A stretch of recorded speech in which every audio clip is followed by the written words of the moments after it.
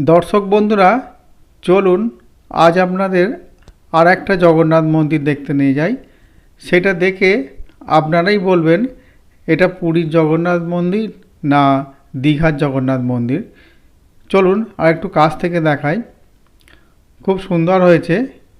তবে বন্ধুরা, এটা 2025 সালের দুর্গাপূজার প্যান্ডেল।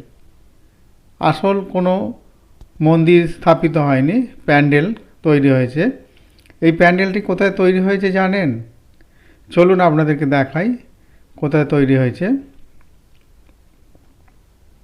দেখুন, সার্বজনীন শ্রী শ্রী দুর্গোৎসব পরিচালনায় সিংটি দেশবন্ধু যুবক সমিতি, গ্রাম সিংটি, পোস্ট ঘুটি, জেলা হুগলি।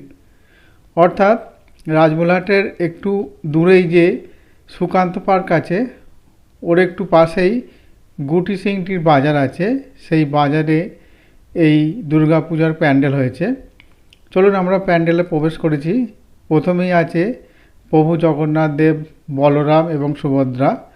খুব সুন্দর মূর্তি হয়েছে। আপনারাই দেখে বলবেন পুরীর জগন্নাথ দেব না দীঘার জগন্নাথ দেব।